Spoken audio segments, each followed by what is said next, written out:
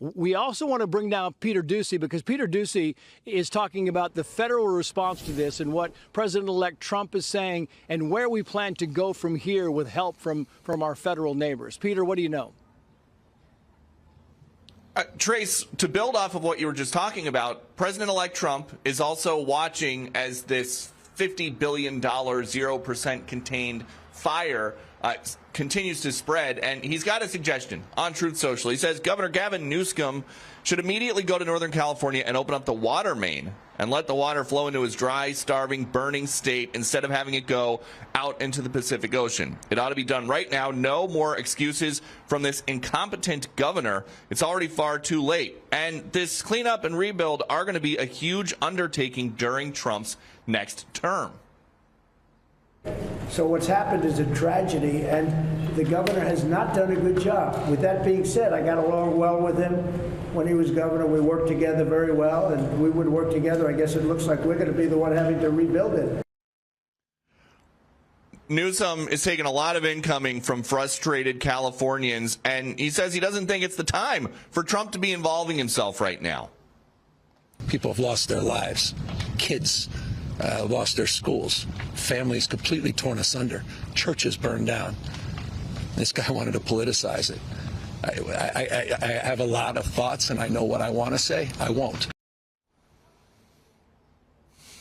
President-elect Trump is back at Mar-a-Lago after the Carter funeral in Washington, D.C., and we do expect to see him about 2.5 hours from right now at the club when he hosts Republican governors who are here. Trace.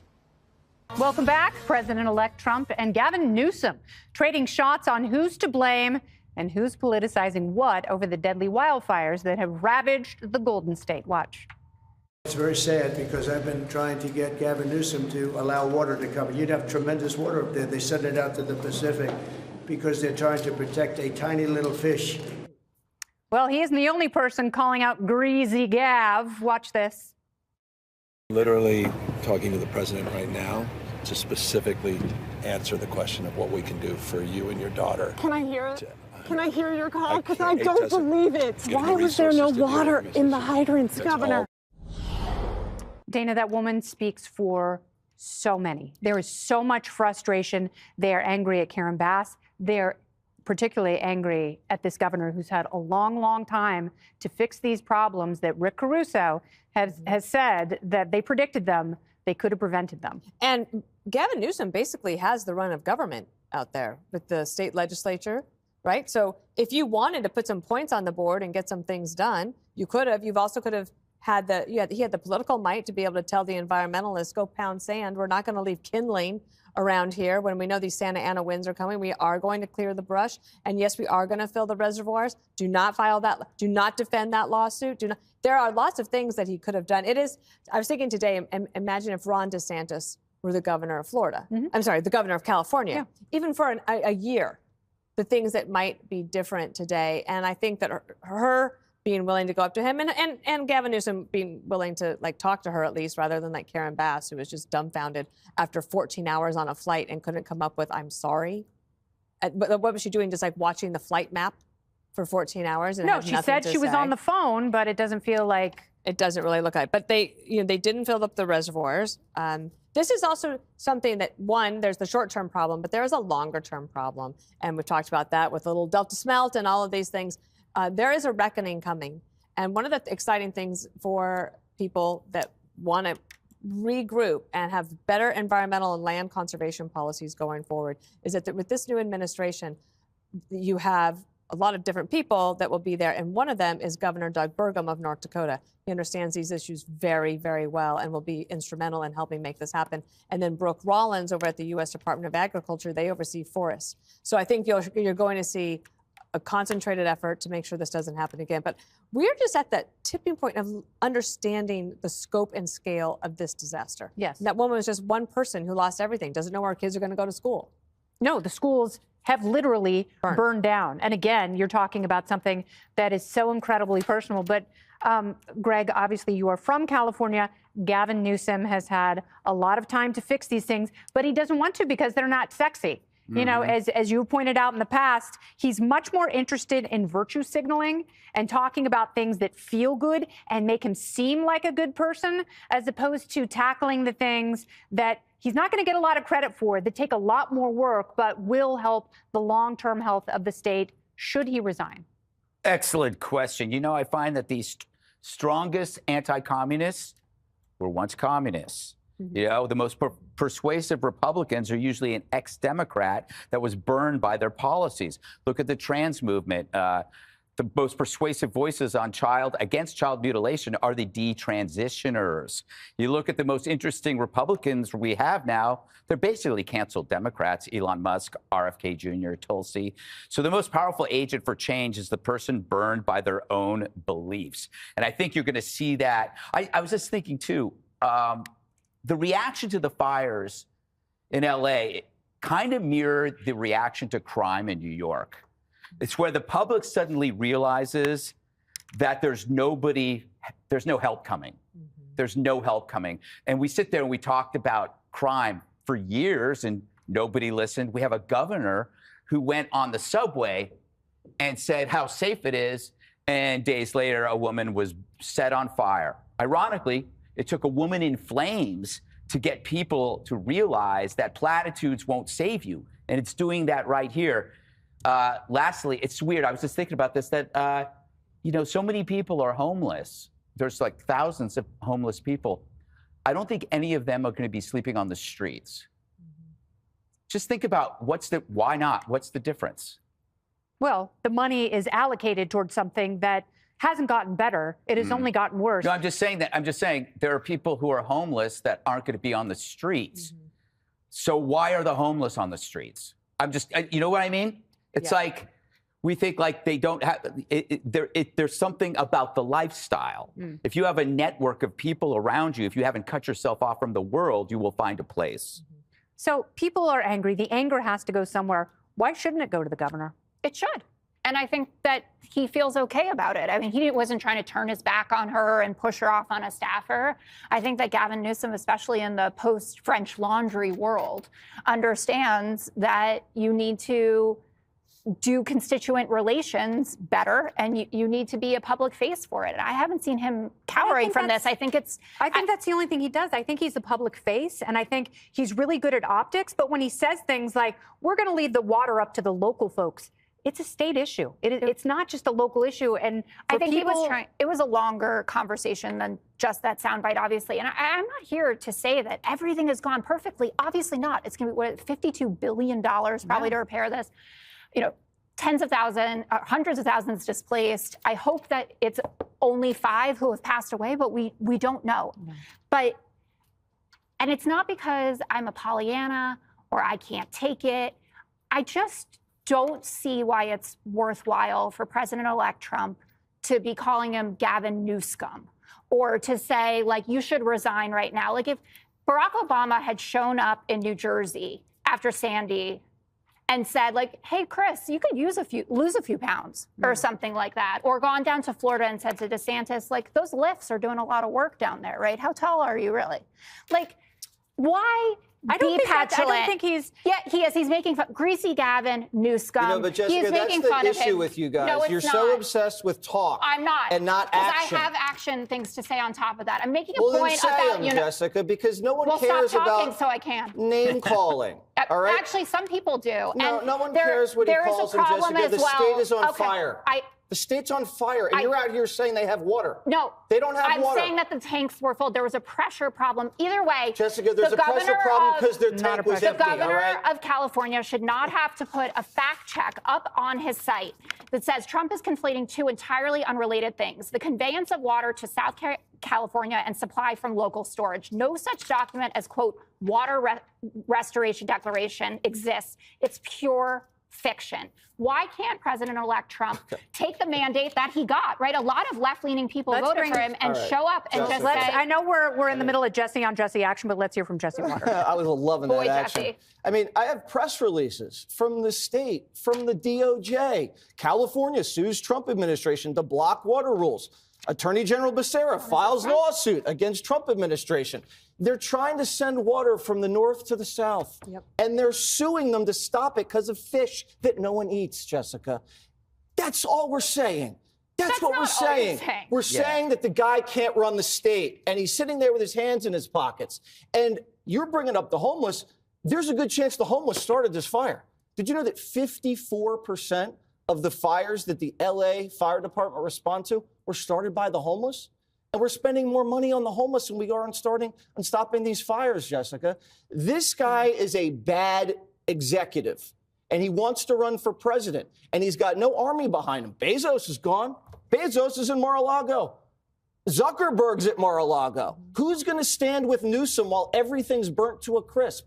Nobody. Not his wealthy billionaire donors who used to have homes. They're certainly not going to stand with him and bankroll his presidential run. I think this hurts his legacy, and I don't think he rebounds from this. Jessica, and I hope he doesn't. Whoever smelt it, dealt it. John, to that point, we've been seeing the planes come in. They can only do so much from Quebec. You were noting earlier, but this is ongoing, and the biggest fires are still at 0% containment, as far as we've been told. Yeah, and to Larry's point about the water, the president-elect is watching this afternoon. He also saw our segments with Molly and with Jackie, and he texted me this statement just a couple of minutes ago. He's still on Governor Newsom to do something about this immediately in terms of diverting water to the southern part of the state. He wrote, quote, Governor Gavin Newsom should immediately go to Northern California and open up the water main and let the water flow into his dry, starving, burning state instead of having it go out into the Pacific Ocean. It ought to be done right now. No more excuses from this incompetent governor. It's already far too late. So that's the latest from the president-elect on California, what he thinks the governor should do to take immediate action to help the folks in the southern part of the state. Just brutal. I mean, so many people are just in the thick of this right now. And as we know, officials are saying they're still in survival mode, looking for anybody who may have not fled or left or evacuated that might be in this mess. So we pray for them. Yeah, I mean, the fact that they weren't able to get water up to those reservoirs in the upper elevations to keep the water pressure up, I mean, that's a serious problem, because clearly they didn't have any plans for anything this big. Joining us for more on this is Steve Bardak, who owns 2 properties in the Pacific Palisades. Thank you, sir, very much for joining us. What concerns you most at this hour? I think what concerns me most at this hour is the gross mismanagement by Mayor Bass of this entire operation. You know, she's been absent and asleep at the wheel and was in Ghana until yesterday. We don't have a real plan. You know, we had hydrants that were dry in the Palisades, which is inexcusable. We really don't understand what the plan is to retrieve the hundreds of cars that were abandoned, mine included, on Sunset Boulevard. You know, there was no evacuation plan. When we got the order for evacuation, we had thousands of people trying to leave through the same egress, and it turned into gridlock. Then the fire came down to Sunset Boulevard. It consumed both sides of the roads, and the cops told us to get out of the car and to run for our lives. So I grabbed my dog and ran down Sunset Boulevard. Just incredible. As we look at some of these live shots of the utter devastation in the Pacific Palisades, this is Jonathan Hunt's shot. These houses just leveled. All that's left is, in some cases, a fireplace. You mentioned Karen Bass and the leadership that is being called into question pretty severely at this hour. She just led a news conference where she was still dodging questions after this moment went viral from yesterday as she was making her way back into town at the airport. Listen. Have you absolutely nothing to say to the citizens today? Elon Musk says that you're utterly incompetent. Are you considering your position? Madam Mayor, have you absolutely nothing to say to the citizens today who are dealing with this disaster? This, as many are asking, where is the management of this absolute crisis? And where was it leading up to it? Sure. We also have to ask 2 different questions right now, which is, what are we going to do about the sharp increases in insurance premiums that are going to happen because of this mass casualty event? You know, that has to be, we have to have a plan for that. Who's going to actually manage the build back of Los Angeles. We actually need a person that has proven expertise in development that can oversee this type of a project, who is an effective leader. We need somebody like Rick Caruso. Yeah. We don't need somebody that is going to take taxpayer-funded boondoggle trips to Ghana and be asleep at the wheel while the city is burning. Steve, you know, it's interesting what you're saying there. These are live pictures, by the way. We continue to watch as they are able to get some aircraft up in the air while there's a dip in the wind speed right now. Just want to finish off with this because, to your point, Adam Kroll, a resident of that area, is suggesting that once people leave, and a lot of times when this happens and it's this bad, they don't come back. Watch. You guys all voted for Karen Bass, the mayor of Los Angeles. You all voted for Gavin Newsom. And now you get what you get. Oh, now that your house is on fire, well, now you're thinking about something else. Now you want to know what's going on. What's going on around here? All these people who were deep blue Democrats are now going to have to pull a permit to rebuild. And when they start running into the bureaucracy and the red tape, they're going to start going nuts, and they're going to vote for Rick Caruso next time because they want to get. That's all Trump says is we're going to pull back the regulations. I just want to say Rick Caruso was on this program yesterday, ran against her in 2022 and lost. I want to get your quick final thought on that. I think Los Angeles made a mistake. Karen Bass does not serve the interests of LA residents. Some of the decisions are nonsensical, such as cutting $17.6 million from LA Fire Department's budget, but instead prioritizing homelessness, where roughly half of the funds of $1.3 billion was not even spent. And it just doesn't make any sense. You know, where are her priorities? What is her strategy? Where is the plan? She doesn't have one. We need a proven leader that is effective, that understands priorities, that understands business, like Rick Caruso. Yeah, well, that Palisades fire is still at 0% containment, so there is a lot still at risk here, and the threat is still very real. And we appreciate you joining us, Steve, on all of that. Our best to you. Thank you very much. President-elect Trump is calling out California's Gavin Newsom over the state's response to the fires and its long-term planning. Nate Foy is live in West Palm Beach, Florida. Hey, Nate. Hey, guys. Good morning. President-elect Donald Trump is highly critical of California Governor Gavin Newsom's water management decisions in the years preceding these horrific fires.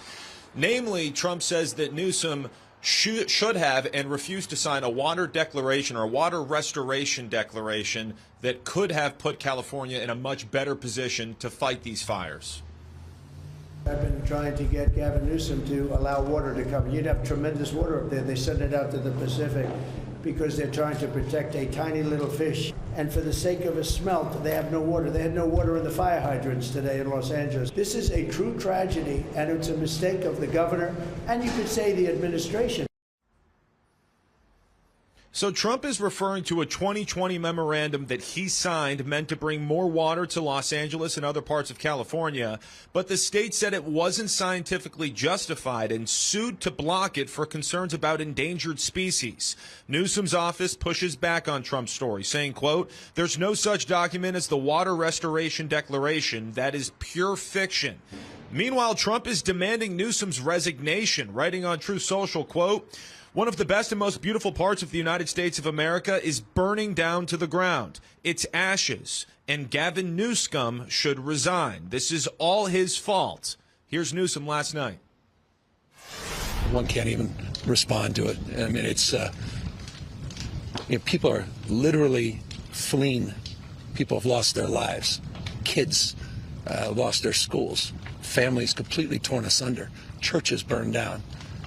This guy wanted to politicize it. What is the situation with the water? Obviously, in the Palisades, it ran out last night in the hydrants. The local folks are trying to figure that out. I mean, just when you have a system that's not dissimilar to what we've seen in other extraordinarily large-scale fires, whether it be pipe, electricity, or whether it just be the complete overwhelm of the system.